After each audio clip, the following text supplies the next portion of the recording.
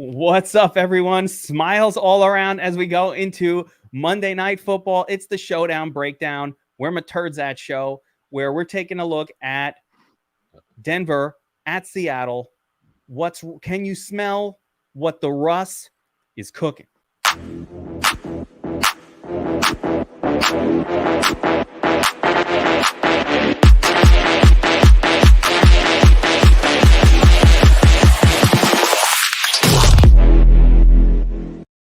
You know, I spent like a good hour thinking of the "Can you smell what the Russ is cooking" line for this one, guys. But I thought it went over well. All right, so we are back. It's Showdown Breakdown time, and guys, first of all, that's right. Everybody's got to know DFS Army winning every contest of all of them. We won them all, just every single one. Millie Maker, wait, put on screen. Millie Maker winner. Rapid Fire XD. Boom. Let's go, man. Unreal.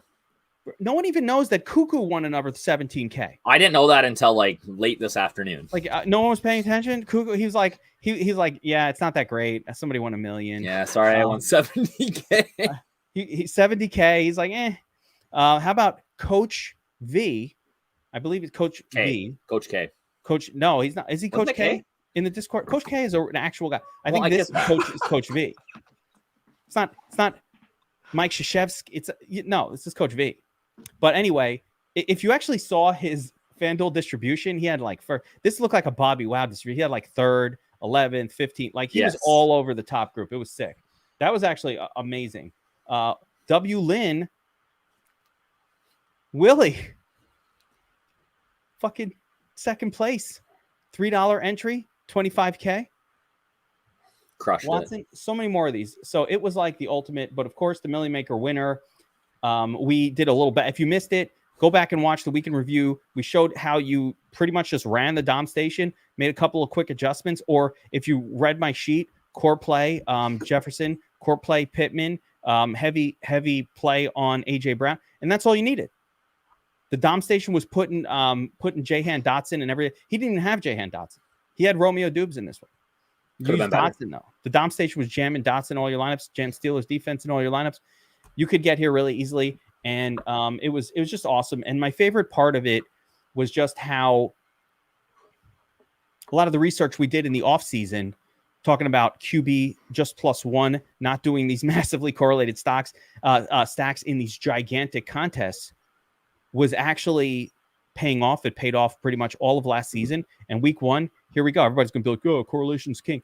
And I do think so in medium-sized contests, but I think in these giant contests to take first place, actually, you just need to hit on all your spots. And you're not going to, even a correlated play, even though they kind of hit together, you kind of might, it might force one guy where you need another guy. So I don't know. So far, it's working. A lot of the research we did crushed from this weekend. So we're excited.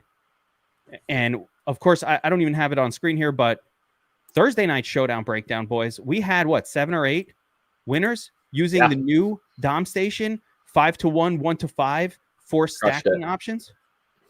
So good. And I have to say too, I'm a sucker for the community stuff, but it was so cool watching the chat light up like a Christmas tree last night with just people so excited for everyone else. So just such an awesome night. It was so good.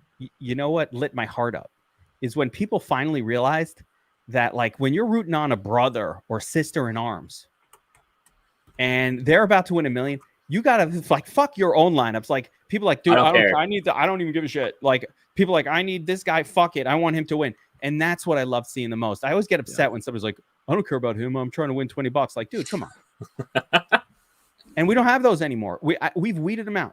Yep. DFS Army Discord it was pumping, but it's like a family. There's very little negativity in there. People understand we're all in this together, trying to make some money and have fun. And it's our hobby. And we want friends and people we could talk about it too and strategize together. I really love that aspect of it. And I love what all of the subscribers at DFS, I love what they bring to the table. I know I'm sorry we're talking about that stuff, but I love what they bring to the table. Guys bring great ideas. It's super important. Not just staff members have it. I'm yeah, dude, that sounds great. I like it. I'm doing it. I'm adding it. There are murmurs. People are saying, just murmurs, that if Jesus ran a Discord, this is what it would be like. Big. That's what the people are saying. Jesus does run a Discord. Jesus. And this is his Discord. Jesus. All right. So we got a Showdown breakdown tonight, and I want to show something on screen. Our new Showdown analysis, because we have the stacking capability, we have this article that kind of talks about similar style games and what type of stacks have won it. So it looks like, according to DFS spreadsheets, the spreadsheet maniac himself, 4-2 favorite underdog. So 4-2 favorite, 3-3, 4-2 dog, and then 5-1 favorite. He does not want the 5-1, the 1-5 dog to favorite stack for tonight. What do you guys think about that? Because it sounds intuitive to me. I mean, I'm gonna have more than 5%. I think it's hard to draw a it's hard to draw a comparison or find a comparable game, just in the sense that, like, Geno Smith is awful, right? Like, that's the hard part here, is that I think that I'm gonna have less 5-1 than maybe I initially would, just because of what we've seen the last couple of games, and I think more people are now gonna play it than they probably would normally, right? And I think that there's just such a narrative on Geno Smith sucking too, that people are gonna there's no way that, you know, the Seahawks can be competitive here, and they, you know, I mean, it's the NFL. Is there any way? Right? I mean, let's throw that out there. Is there any way the Seahawks? I mean, any team can win in the NFL at any time. Right. Could the Seahawks put up a game? I think they could be competitive. Like, I think they could be within. I mean, the line is only what, 7.5. We've seen much bigger lines than that. There's the narrative piece too, right? Like Russ There's coming Russ, back. Not that the Browns are, or not that the Panthers are a great team, but you saw what the Browns did with that narrative. Why not? I have a thought about this. What's the scenario where the Seahawks are competitive, keeping it a game? Two things are happening in that sense. And if we want to build for that, we could build. This is what I would build off of. How are they keeping it a game? Number one, they're running the football really well. Mm-hmm. Yeah. Penny doing his thing. Rashad Penny. No one likes Rashad Penny. He'd have to be doing his thing. Right? Mm-hmm. That's one. Number two, probably Seahawks defense playing well. I legitimately got into the season, though, thinking that the Seahawks are far and away the worst team in the NFL. And the Jets are in the NFL. They're in the NFL, the same league with the Jets. And I think these guys are worse, which is saying a lot. Right. So, you know, I bet, you know, listen, betting seemed almost like a sucker bet. I bet the Broncos like weeks ago. Actually, DraftKings gave me a free bet like 3 weeks ago, right? And you had to spend it. It was like a $300 risk or $400 risk free. So I'm like, fuck it. What game? What's the worst game on the schedule? Yeah, I was like, what's the most confident game? Without having gone through the slate, I just bet Denver. Like, yeah, it's fucking Seattle. He's about to cook like he's never cooked before. He's going to show them. Bobbywow, is that a thing? Like anger? Maybe. I don't know. We'll see. Russ is such a good guy too. We'll see. Did you see what the Seahawks were all saying too? They were all mushy about it. So it'll be interesting. The spread's coming back too. It's down to 6. I don't get that. So you know, it's a weird one. Russ overrated. He downgraded. Did he downgrade his receiving group? You sure? Russ was not allowed to play his game. People think Russ is bad because of last year. Russ was actively just not giving a shit last season. People don't understand that. He just was like, I don't care. I don't like this team. He's been wanting to get off Seattle for a while. Listen, how long could you stand being around Pete Carroll and this hippie bullshit? I'll tell you, it would wear thin on me. Like after a while, like it wouldn't, I couldn't be around it for that long. I'm like, it's great. And then it's like, dude, shut the fuck up. You're annoying. You know, like I think that's where Russ got to that point. Pete Carroll's one of these, like, he's like a hippie. All right. Hippies in football. I don't know. It's a Gus Bradley kind of guy. Anyway. All right. Let's get into this breakdown. I forgot how we do breakdowns. So excited about that Millie winner. I don't remember how to do this anymore. All right. Let's get into these teams and we'll talk about the players. on both sides of the game. I'll just use the DraftKings screen here to kind of go through it team by team. All right. So hopefully everybody can see this. Let's start with Seattle, because Seattle's a real shitstorm. Big time. So Geno Smith, starting quarterback, gross. Right. He did play some games last season where he started, and the results were not great. 11, 12, not a lot of points being scored by Geno in those games, and not a lot of passing yards being thrown for. So let's keep that in mind. I personally think that Geno was very happy as a backup quarterback. This is not a guy who was like excited for this opportunity. He's like, no, I was hiding here getting paid and I liked it. So when he did start, the guy who benefited the most was DK Metcalf, who actually got peppered with targets and had some good games under Geno Smith last season. A lot of people, we talked about that during the fantasy offseason. People were touting, hey, draft DK Metcalf, because when he played with Geno, he actually had good games. So the best I'm going to do with that is just leave it out there that it happened last year and he could have a good game, even though Geno sucks, because you just keep throwing it up to DK. He catches one of them for a touchdown, and all of a sudden it's a good game. The Drew Lock play, we'll talk about that, because Geno. I think that DK narrative is really going to get out there or has been today on Twitter, and I think that ownership is going to be increased, possibly.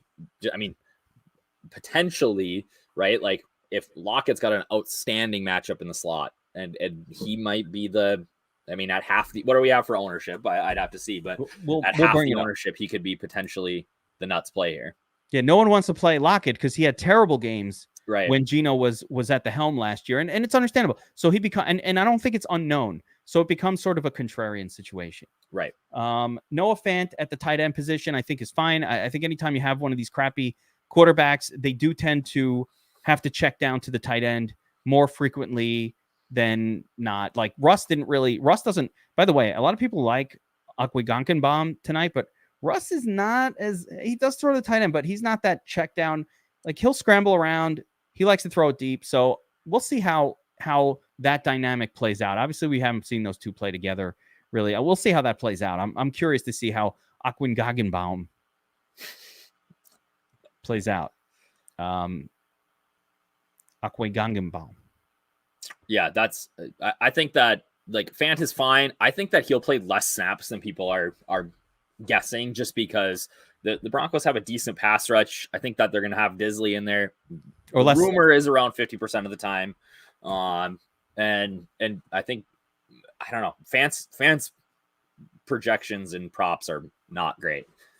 Yeah, no. And Albert O does have good props. And yeah, hold up.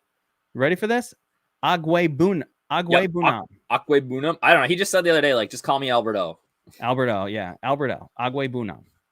I love it. I love that. I like the Brett fucking nailed it, man. I love it. Okay. Akue Bunam. Wait, we got a competing one. Akue Bunam. Compete off. God. Anyway, even Brett and Mile High Soup du jour can't agree. Oh my God, on how it's said. So anyway, let's keep going. Kenny Walker not going to play. Marquise Goodwin.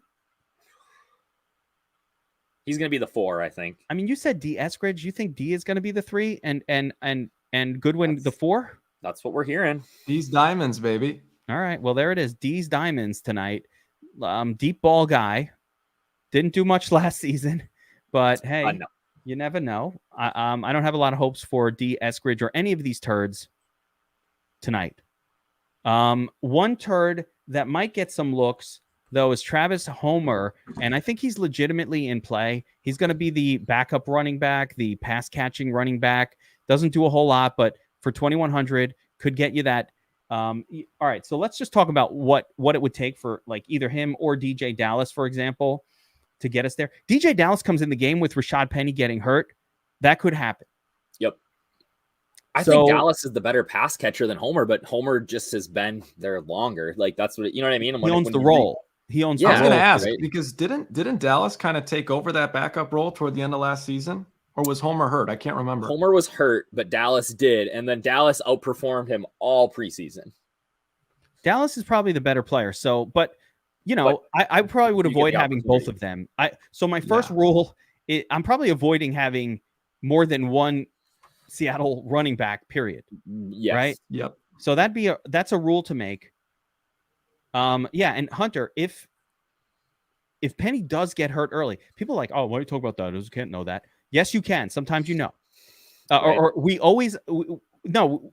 What's the chances of him getting hurt versus my chances of winning this tournament in general? Like I got a 1 in 100,000 chance of winning the tournament.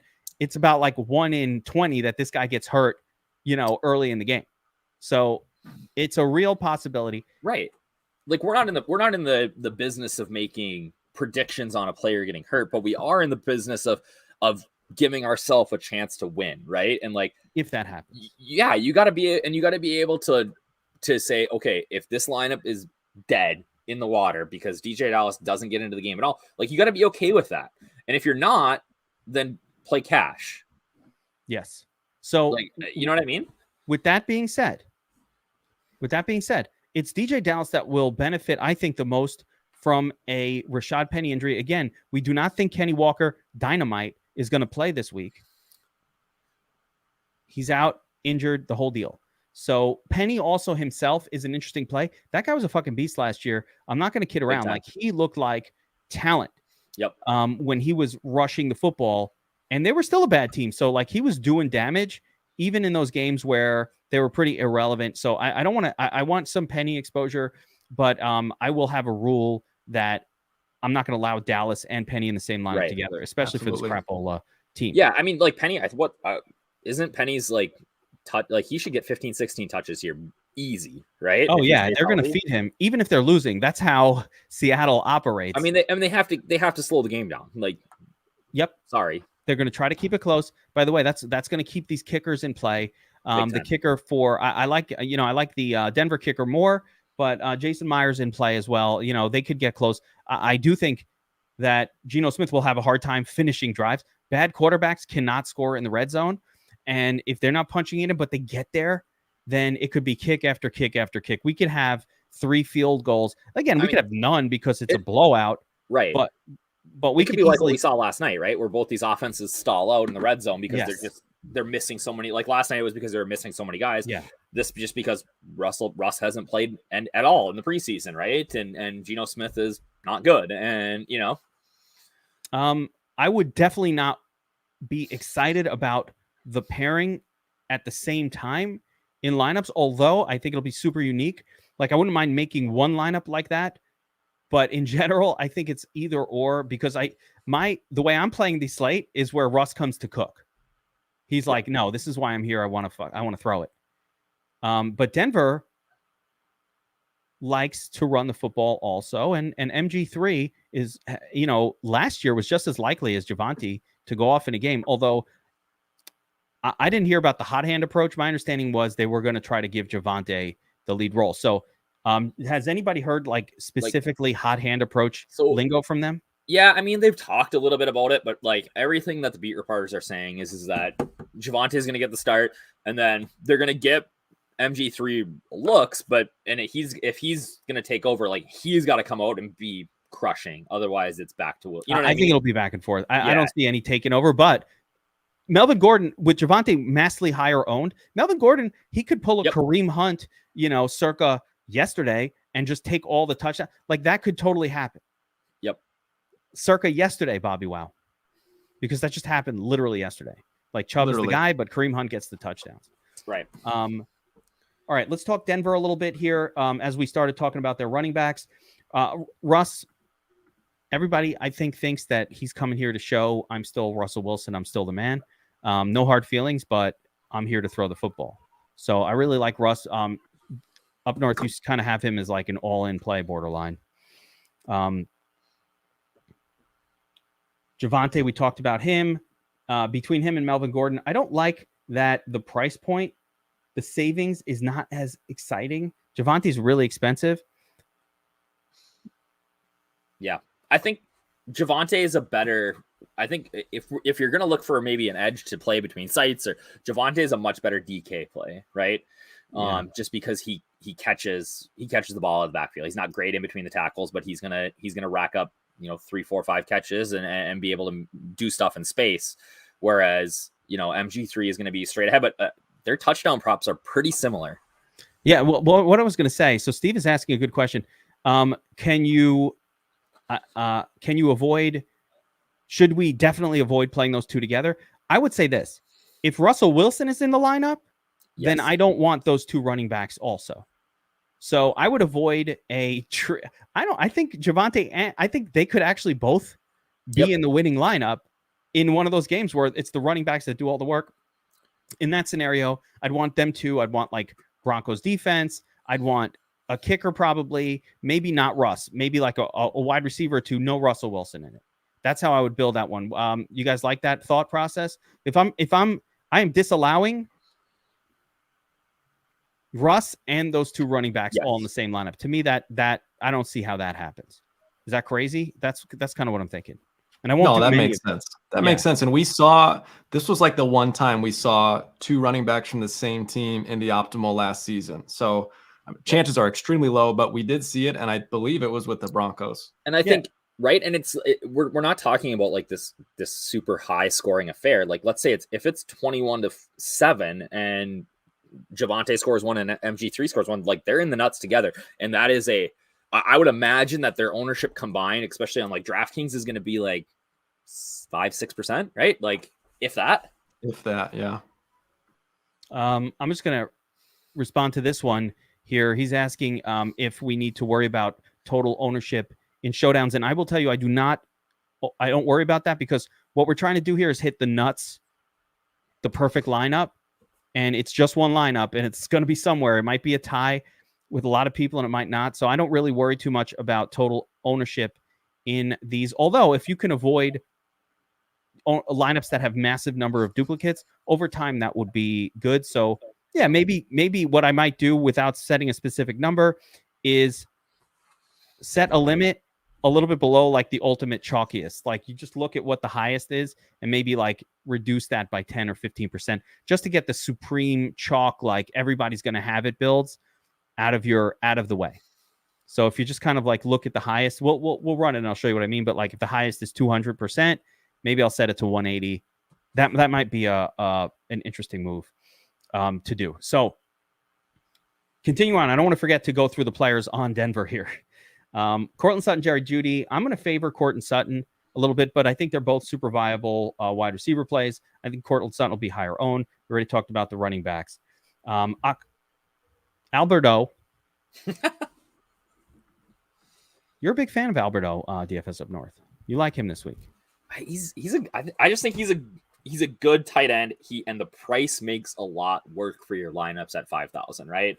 Like, the guy can catch passes. He's shown some upside at times without a quarterback, right? So now, yes, Russ hasn't really thrown the ball to the tight end in the past, but I think in this offensive system, like we're playing that West Coast offense, where I think that we're going to see more looks to the tight end than he would in Seattle. Yeah, I mean, I could see it. He was not like a big go to the tight end, but you know what? Alberto is also, he's athletic. He's a real pass catching big body guy, big bodied guy, and I've seen him have a couple good games. So sure, definitely in the mix.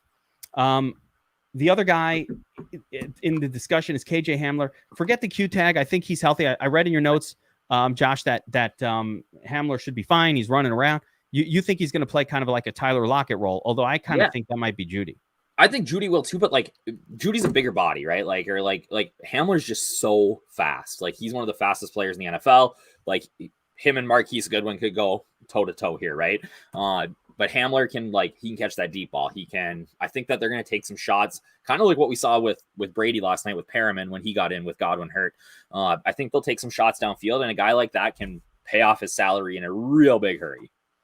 Cool. Yeah, I love it. I mean, he's cheap enough. 4,400. I wish he was a little cheaper, but he's cheap enough that he's right there with Broncos defense and the kickers. So obviously, very, very important strategy note is if you play these turtly guys, that are priced the same as the kicker and the defense, they better freaking outscore the kicker and the defense, or you ain't winning shit.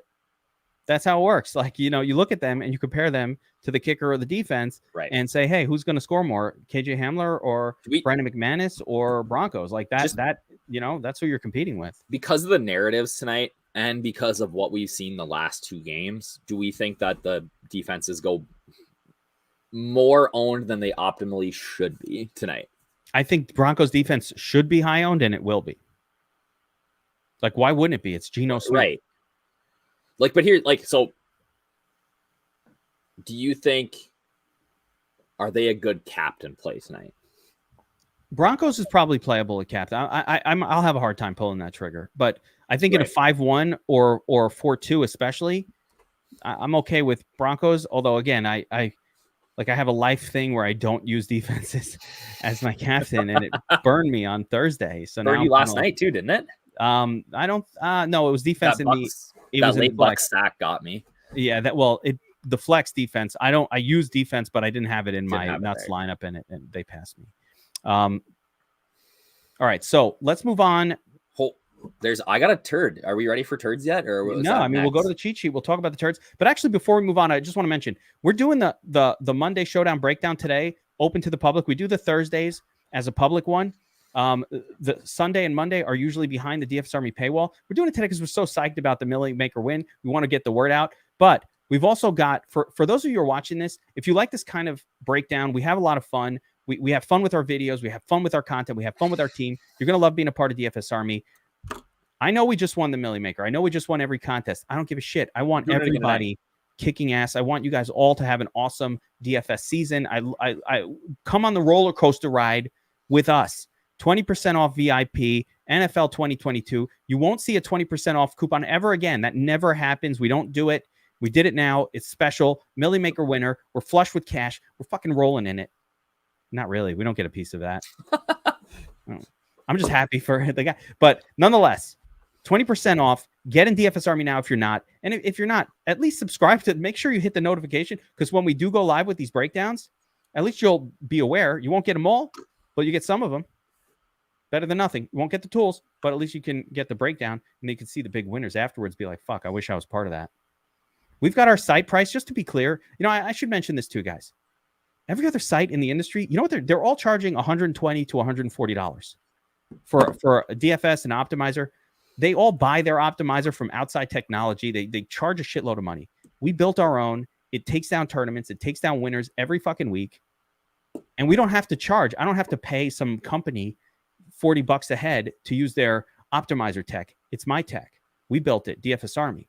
So that's why we're able to do VIP for $69 and you get 20% off. It's ridiculous. We're half the price of any other site, and we put more winners, especially members, than any other site in the industry. I promise you, look at the top of tournaments every time. Every time you enter one, look at the top. DFS Army, DFS Army. And you know who the other guys are winning? It's DFS Army that aren't putting our avatar up there because they don't know.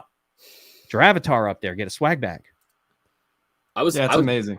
I was blown away. Like I went to read somebody's article and it was behind the paywall, and I clicked on like, okay, well, if I wanted to buy a month, like whatever, what's it going to cost me? And I was shocked at the price on some of these other sites. They're charging 130, 150, 120.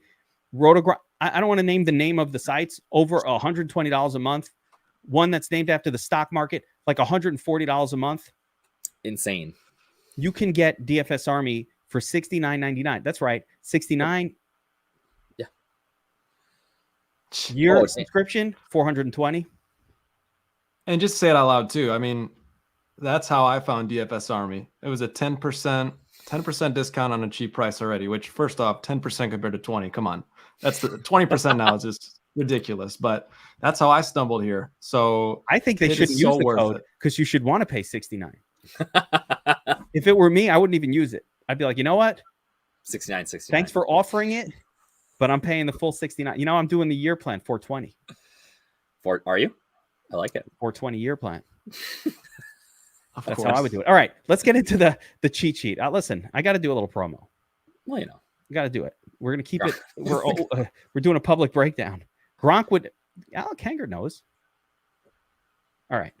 All right. So let's talk about potential captains on DraftKings. We're going to talk FanDuel also. Start with DraftKings. potential captain plays. And this is the DFS up north cheat sheet. So, Josh, I'm going to go to you here. You like Russ. All right. You like Russ as a captain. I thought we don't use quarterbacks. I know. I've been talked out of it a little bit in the last hour and a half. I think that Russ, and I put core, and I should have just left it in the flex and GPP and the captain, but I think that I have a very hard time seeing Russ not being in the nuts tonight, right? Is it possible? Yes. You know which version? It's Javonte and Melvin Gordon. Yes. Go crazy, by the way. So let's not use them in those lineups. Right. But I just don't see it happening. So I'm going to have I think my last exposure run, I had 93% Russ overall in all of my lineups. But I did come down on my captain sheet a little bit, or on my captain's ship a little bit. I'm at around 20-25% now of my lineups, just because I think that like you said, I think Russ cooks here, and I think that he spreads it out. I think it's going to be hard for essentially for somebody to beat him tonight. I think they got to get 2 touchdowns, right? And that's the thing. That's why I agree with you, Josh. And I don't love quarterbacks either, but the case for Russ is this isn't like the Rams where Cooper Kupp is going to get a ton of the targeting. You've got Javonte, who's a pass catcher, but Judy, Sutton, I think Hamler's a threat for a touchdown, and even Albert O. So because they spread the ball out so much, that's what brings him into play for me. He could get there. I do think, though, if you're putting him in there, and that I'm fine with it, but I do want you to make a rule to force at least 2 of those pass catchers in that lineup with him, and definitely avoid multiple running backs from the Broncos. So, yes, I'm down with it, but with the caveat, no. See, this is it. No naked. No naked. Yeah, no. Russ doesn't win naked. The only way he wins naked is with Ciara. He's winning against all of us. But as far as in the game, no, you must stack him. You must stack him. Okay. Don't trade Fournette for those 2. No. Don't trade Fournette for Sanders. Russ, get a better running back. I think there's potential that if Russ hits the 300-yard bonus, he's in the nuts as the captain. That's my call. I'm fair. I'm cool with that. So he hits 300. He gets that bonus. 300, 2 TDs and a pick. And also it has to be that the only scenario works if Cortland Sutton or Judy don't go ham. He has to spread it around. So there is a scenario, but you want to stack him with 2. So let's continue down this list. So Russ with 2, not with 1, with 2. Yep. Javonte Williams. Sure. Why not? Favored team, starting running back. Easily could put up 28-30 points, no problem. Always want to play the starting running back for the favorite. I mean, that's just no-brainer. Cortland Sutton, again, could have a monster day. He's the DK Metcalf of this team, probably. I like that. DK Metcalf, we already talked about. What do you think about this? DK Metcalf with no Geno, just DK Metcalf, just naked DK. 100%. And then all Seattle. Yep, I'm fine with that. I like that a lot. Yeah, I think a DK Metcalf and Rashad Penny together is fine, and just the rest of Seattle. I don't think you need Geno. I just don't. I don't think I'll have much of Geno. Although I might bet the over. Price Picks has an interesting. The over on him is so low. It's 170 or 180 yards. I did pick that over, but that's not saying a whole lot. That's not getting you 10 fantasy points or anything. So there's a good question. Click that. Okay, here we Broncos. Go. Okay. The answer is a lot, because if the Broncos DST is captain, they're getting turnovers and likely probably scoring a touchdown, which means that Russ and Javonte are not on the field, right? I would have a decent number of Seahawks in my lineup if I'm playing Broncos D captain. I don't. Yeah, that's fine. I have also noticed that the 5-1 lineups do tend to include a defense in there, but not necessarily the captain. So. All right, Jerry Jeudy. You know what? Everybody thinks it's Sutton. I like Jeudy.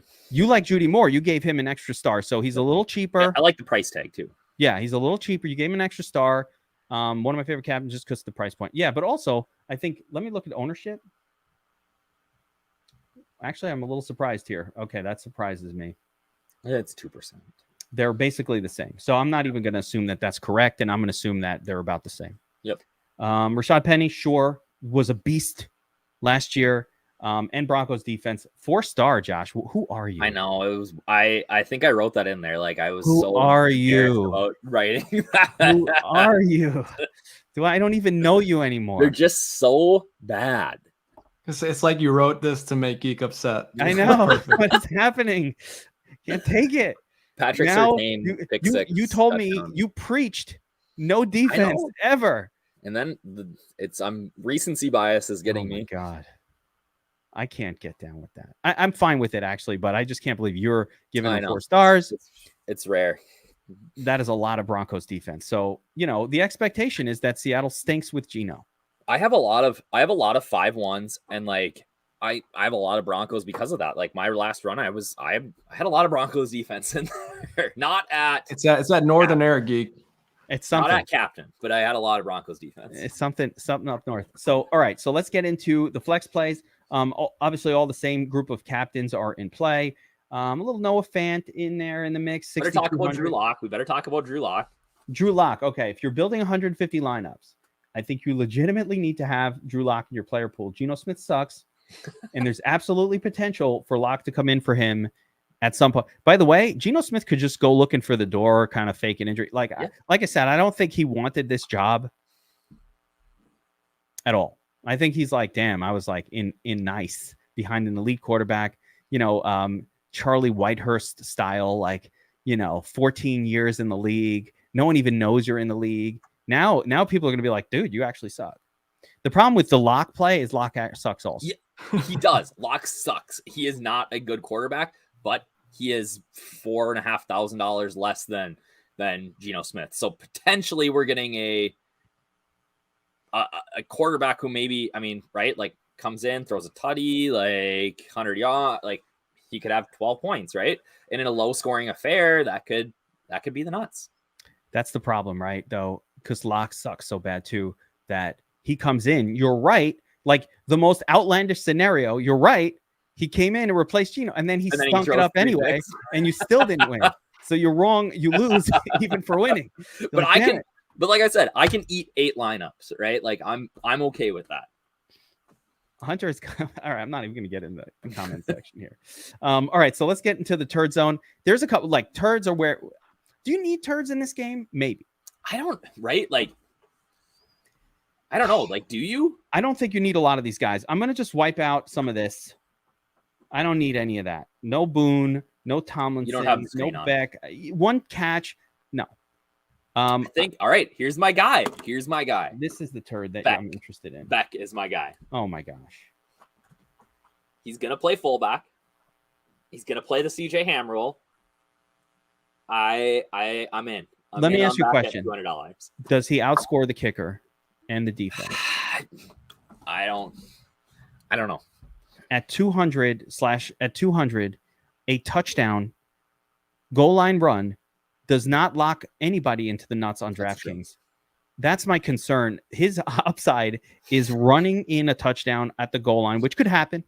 You know that play? You're like, here comes Penny, and they hand it to the up back. Right. And he gets the touchdown. Or they do that little roll out. SB likes Salbert. So Salbert is, you don't even have him on the list, but I believe that's the other tight end. I think he'll be. I think that Hackett talks about him as a Swiss Army knife, loves him, talked about him in the pressers. I think that, Alberto, Saubert's going to come in and block, right? They all stink. They're not any good.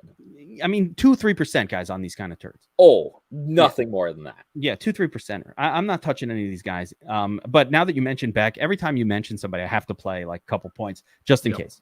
Because I'm going to tweet, I'm going to message you guys as soon as he comes into the game. Yeah, I know. It's here we go. DJ Dallas is, for me, the hedge against Penny getting hurt. So I don't want to play him in a lineup with Penny. Yeah, he's the Penny getting hurt hedge for me.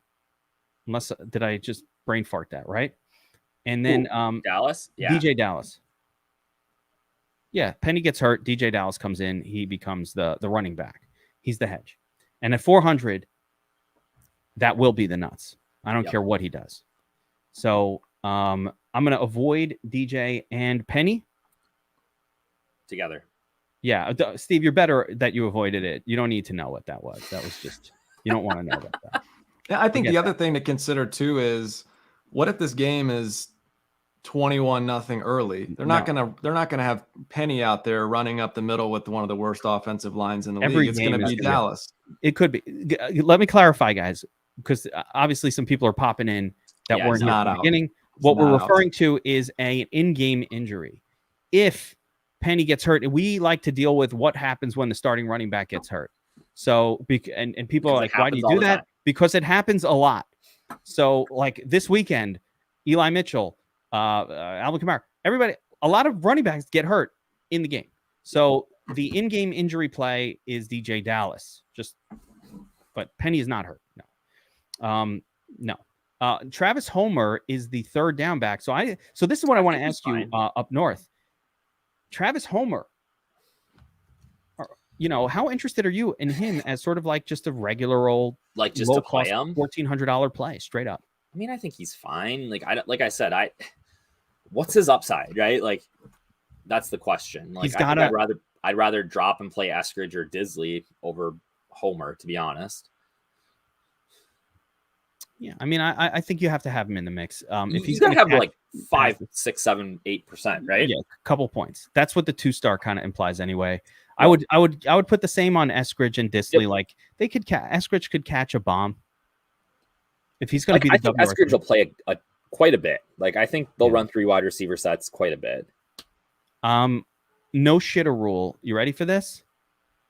I'm avoiding more than one of these shitters in any lineup. So I think you do make a no shitter rule that you only allow one of these guys. And props to Taco for coming up with a no shitter rule terminology. It's a Taco thing. Taco deal. Like, and here's the deal. Like, if you don't put something like that in, what's going to happen is that you're just going to see your Geno Smith like ownership climb in the DS, right? Because it's going to force in. It's going to try to force him in. Yeah. It'll squeeze 2 of these turds into the lineup. I mean, you could really set a no shitter rule without setting a no shitter. Like I think I said Geno at 20%, and I just wasn't getting any of these guys, but it'll default to more Metcalf. Other guy, it will try to squeeze 2 of these turds into lineups at a time. So you just want to make a rule. Optimizers need a little massaging, and this is an area to massage. All right, so we talked about all of DraftKings. Let's pop over to FanDuel and get a little FanDuel strategy going. And I love what you did up top. Very small sheet. I listen. You don't need to make a lot of lineups. I probably would avoid making 150 with this approach, but you're just like, screw it. I'm just playing Russ or Williams. It's going to be one or the other, right? Like I don't. What are the scenarios? Who outscores Russ? There's a slim path. There are some slim paths to a couple things. Number one, the defense. Okay, yes. I'm having a hard time wrapping my head around the defense on FanDuel now too, especially on FanDuel. The other one is Russ only throws to Cortland Sutton. It's still like only throws to one guy. Like I just think back to what game was it where somebody threw 3 touchdown passes, and it might even be before Joe Burrow. It was a Ravens, and they threw 3 touchdown passes, and they still got outscored by the quarterback still outscored them. Yeah, no, it is tough. It is tough on FanDuel for any wide receiver to outscore the quarterback. It's happened, but just like the way I think Rashad Penny is an outside chance MVP on FanDuel. I was going to say no Rashad Penny love. Yeah, I think Rashad Penny's an outside. Or how about Melvin Gordon randomly? How about Melvin Gordon in a Javonte gets injured early scenario? Yes, if you're building 150, I think that's because is Melvin going to punch it in? Let's say they get down to the goal line. Yeah, I mean his touchdown props are good. He's like plus 170. No. By the way, they don't use Melvin as like the goal line back and the other guy. They just switch him out. Yeah, there's no rhyme or reason to it.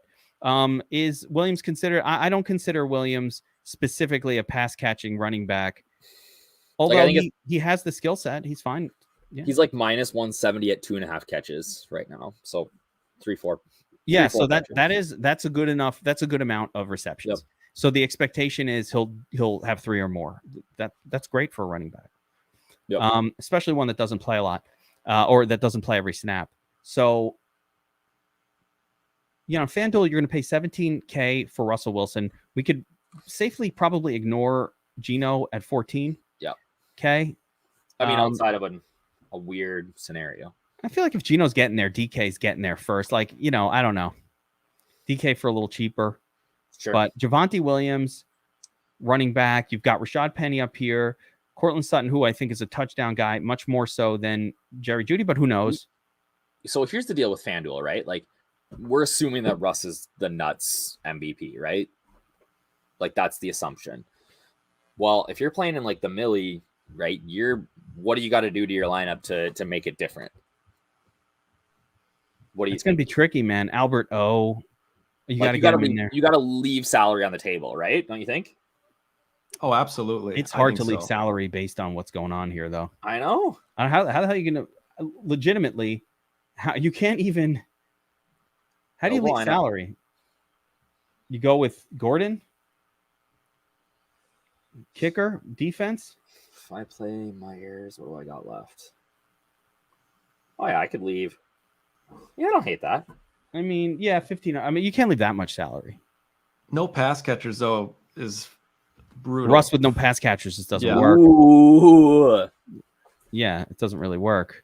So you kind of have to. That's what I'm saying. Like this, none of this works. It's hard. Maybe you go like, Russ with Metcalf, and then can I use all Denver players? No. Yeah, you did. Oh, no, not Metcalf. Okay, I want him with Cortland Sutton. To me, it's a Russ, and then one of the two, Sutton or Jeudy.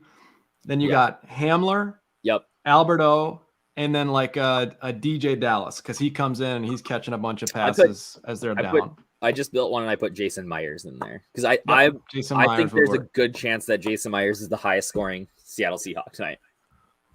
That could do it. In that scenario, I might just go, Penny.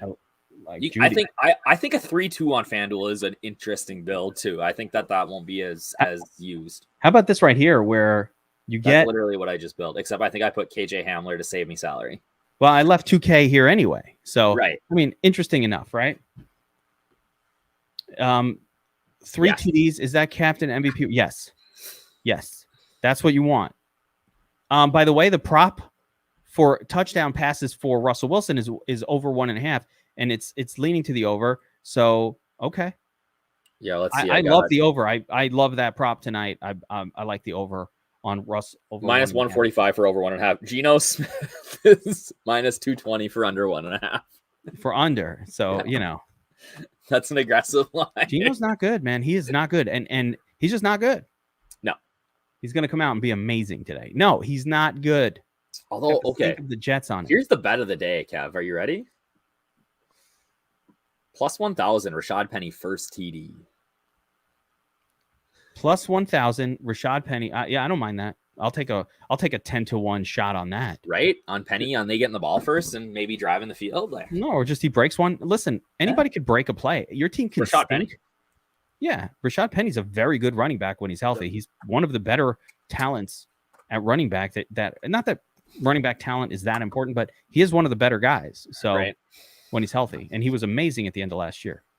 I don't know, guys. Just to play a little devil's advocate here. Okay. I think if there is a spot, if there's a potential bright spot to the Seahawks defense, I think it is their secondary. I do too.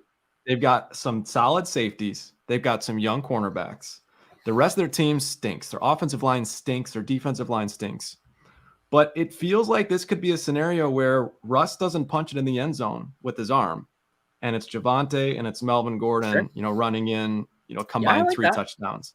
So just to put it out there, someone was asking about what are Seattle's strengths. They really don't have any. But if there was one, it's their secondary to me. Their D-backs' grades against the Broncos are really good. Their secondary it's not what it used to be, right? Where we were like, oh, pick on Seattle all day. You know what? I heard the reasoning behind like Seattle, quote unquote, souring on Russ was that they claim that, how he likes to run around a little bit before he throws it. And that's like the signature Russell Wilson move. Well, they kind of said like, he's getting older now. He's not going to be able to do that as much anymore. Like, because he's getting older, he's 32. that he won't be able to scramble around. And I don't know. I think 32 is not the age where you lose the ability to scramble. Right. Isn't it being reported that they've tried to trade him like 3 times and just couldn't get what they wanted back for it? I didn't hear that, but I think it was more that Russ was trying to get out of there. Sure. I heard they tried to trade him for the Baker Mayfield pick and then for the Josh Allen Bills pick. Yeah. This, by the way, this 15-1 is for him to run for a touchdown, which even 15-1, that's asking a lot. He's not a run for touchdowns guy. Do we think that the Seattle fan base is really that big of a deal? What's that? Do we think the Seattle fan base is really that big of a deal? No. I don't either. I think they like Russell Wilson. Right? No, maybe they boo him. Do you think they boo him? Sure. Yeah, probably boo him. I don't know. I don't know I don't know what Seattle people do. All right. Let's build a lineup that wins the Millie. Let's go. Yeah. All right, let's build a Millie Maker lineup. So again, I don't generally like to start with the most expensive guy up here, and I think it's super obvious. So you want to kind of give me a name that's not Russ or Williams to DK start Metcalf. With. What's that? Yeah, let's do a Seattle one. That's nobody's expecting that. All right, the DK Metcalf at the top, and then we load up with Denver players. So Russ. Well, first of all, we're going to need some cheapness to afford other players. Well, I like the MG3 thought up top there. That's going to be super low owned too. So Russ, yes. Yep. If Russ is in there, we need Sutton, I think. What do you have left? I can't see. Now we're at 5,400. Kicker. This is the spot where we can either do a kicker. He's kind of expensive at 24. We can go to Homer or D, like take a long shot. Broncos I really like defense. KJ tonight. I like KJ. I do too. I like KJ too. All right, so let's all agree on KJ Hamler. We got 5,900 left. Can you get what happens if you put Rashad Penny in? Then we have 4K. We're down to just too many Seattle players. This will force a third Seattle player. I don't like Penny. Doesn't really work in this one for me. I think it's Penny or Metcalf. I don't know if I want both. I'd go Judy. So we get Russ and 3 pass catchers. Sure. Now we can safely avoid the running backs for Broncos and maybe finish it out here with like a Homer or an Eskridge or one of these guys. I'm going to board that. I don't love it. I'm not in love with it. These diamonds. Don't you feel like you need some? Yeah, right? Like, since you made up a nickname for him. I don't know where they came up with the nickname for D. I like it. Eskridge and the Diamonds. But since you made a nickname for him, I'm gonna that. But no, I don't like that at all. No way. Yeah. If D and DK Metcalf are in the lineup together, then Gino's gonna be in there, and I can't have that. So let's do it like this. We got Wilson +2. Forget the third player. Let's go with a heavy Broncos lean. We go Broncos defense, and now we can afford. So this is like in this scenario, right? In this scenario, we're like, okay, DK gets 100 and a TD and like 8 catches, right? Like that's how he gets there, right? Yeah. And Geno Smith throws for like 120. You know what? How about this? Instead of Broncos defense, we go the kicker, and then close it out with like MG3. I like that a lot better. Yeah, this kind of works. This is a 1-6. No one will have it. Ridiculous. That's a rare, silly for the Millie, maniacal stack. Russ even throws a touchdown to Melvin Gordon in this one. The only part all right, fuck it. Right? Crazy. Again, we're not trying to like Russ doesn't, even if Russ is the highest scorer, he's not necessarily the nuts captain, right? Like that's an important thing to remember. On FanDuel, yes. Yep. D-Mac, Broncos captain D. So we're going to see a little bit of that. Again, with the domination station today, guys, and just real quick to kind of point this out, some of the things we talked about, if Russ at captain, I want to stack him with 2. I'm going to have a no-shitter rule. D's Diamonds is going to be included in that, alongside Homer and DJ Dallas and pretty much any of those absolute turds. I don't want more than one of them in my lineup. I'm definitely not going to include Penny and DJ Dallas or any other running back for that matter on Seattle in the same lineup as well. We're going to fade Geno Smith a little bit. And, cross our fingers. Hope to take down another tournament. One more thing to bring up. One more thing. I know there's a lot of narratives going on, but Noah Fant isn't getting very much love at all. Sure. And he's going to be 0 owned. I mean, no one wants to roster him. So, all right, that's your 0 owned play. I like it. Here's my 0 owned play. Seahawks touchdown. Seahawks defense. In a 21-14 game, or you know what I mean? Like, I think anything that gives them like 8-9 points at 0% ownership. So I mean, if they score, they get so we're talking like 10 points, right? Interesting. That one sack, right? Like I mean, Russ takes sacks. Yeah, any one of it can do it. So all right, let's shut it down here. 6 o'clock, couple hours to game time. Good luck tonight, everybody. Remember, if you're watching this and you're not a DFS Army subscriber right now, it's time to do it. You'll get the tools, you get everything. You never get 20% off except for this week. We're shutting it down. And these Showdown breakdowns, I know you love them. We all love them. We love doing them, but we usually do them behind the paywall. We'll have the Thursday ones. They're going to be open all season, but the Mondays and the Sunday night ones, they're going behind the paywall. We opened up a special one this week. Tout that Million Maker win. Let's not forget. Congrats again to our big winners this week. Million Maker, what the fuck? Are you kidding me? Rapid Fire XD, Cuckoo 70K, Coach V. No, it's K. I looked it up. It is Coach K. Okay, Coach K. There we go. Coach K. 54K. There's so many more of them. I don't even show them all. Anyway, that'll do it for this one, guys. Good luck. We'll see you next time. Showdown, breakdown. Let's do this thing.